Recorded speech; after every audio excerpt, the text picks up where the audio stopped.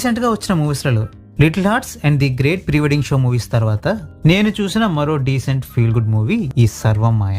ఒక బ్రాహ్మిన్ ఫ్యామిలీలో పుట్టి ఆ ట్రెడిషన్స్ నే ఫాలో అవుతూ పెరిగి వాళ్ళ ఫ్యామిలీ మెంబర్స్ మాదిరిగానే పురోహితుడిగా అవడానికి కావాల్సిన ట్రైనింగ్ ని తీసుకున్న మన హీరో ఒక హార్ట్ బ్రేకింగ్ ఇన్సిడెంట్ వల్ల నాస్తికుడిగా మారిపోయి తనకి మ్యూజిక్ అంటే ఇంట్రెస్ట్ కాబట్టి మ్యూజిషియన్ అవ్వాలనే అంబిషన్తో ఇంట్లో నుంచి బయటకు వచ్చేసి చిన్న చిన్న ఆర్కెస్ట్రా ప్రోగ్రామ్స్ లో ఎలక్ట్రిక్ గిటార్ ని ప్లే చేస్తూ తన టాలెంట్ కి తగ్గ ఆపర్చునిటీ కోసం వెయిట్ చేస్తూ ఉంటాడు. ఈ ప్రాసెస్ లో ఎకనామికల్ గా బాగా ఇబ్బందులకు గురయ్యి వేరే దారి లేక మళ్ళీ తన ఇంటికి తిరిగి వెళ్తాడు. ఒక పక్క తన ట్రయల్స్ తను చేసుకుంటూనే ఇంకో పక్క డబ్బుల కోసం టెంపరీగా తన ఫ్రెండ్ తో కలిసి హోమాలు గట్రా చేయిస్తూ ఉంటాడు. ఈ క్రమంలో అనుకోకుండా మన హీరో సోలోగా వెళ్లి ఒక కుర్రాడిపై ఎగ్జార్సిజం చేయాల్సి వస్తుంది. ఆ రోజు నుండి మన హీరోకి ఒక క్యూట్ లేడీ ఆత్మ కనిపిస్తూ ఉంటుంది.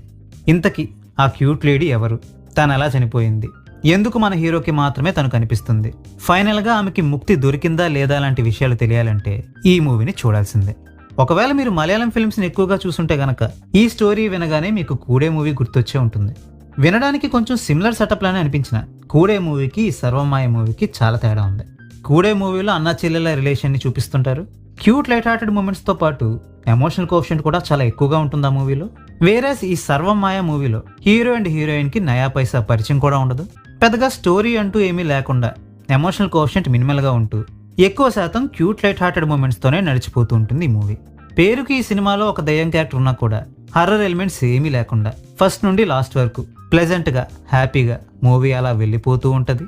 యాక్టర్స్ అందరూ బాగా పెర్ఫామ్ చేశారు. సాంగ్స్ అండ్ బ్యాక్గ్రౌండ్ స్కోర్ బాగుంటాయి. బ్యూటిఫుల్ విజువల్స్ ఉంటాయి. And especially violence and vulgarity లాంటివి ఏమీ ఈ మూవీలో ఉండవు కాబట్టి స్టోరీలు కాన్ఫ్లిక్ట్లు గట్రా ఏమీ లేకపోయినా పర్వాలేదు. హ్యాపీగా ఒక 2.5 hours టైం పాస్ అయిపోతే చాలు నాకు అని మీరు అనుకుంటే ఈ మూవీని చూడండి. ప్రెసెంట్ ఈ movie Malayalam language with English subtitles తో థియేటర్స్ లో ఆడుతుంది. సో మీకు ఇంట్రెస్ట్ ఉంటే ఈ మూవీని థియేటర్లో చూడండి. లేదా ఓటీటీలోకి వచ్చాక ఎలాగో తెలుగు ఆడియో యాడ్ చేస్తారు కాబట్టి ఓటీటీలోకి వచ్చాక హ్యాపీగా తెలుగులోనే చూసుకోండి. సో ఇంతటితో ఈ వీడియో సమాప్తం. మళ్ళీ ఇంకో రివ్యూ వీడియోతో కలుద్దాం. అంతవరకు సెలవు. నమస్కారం.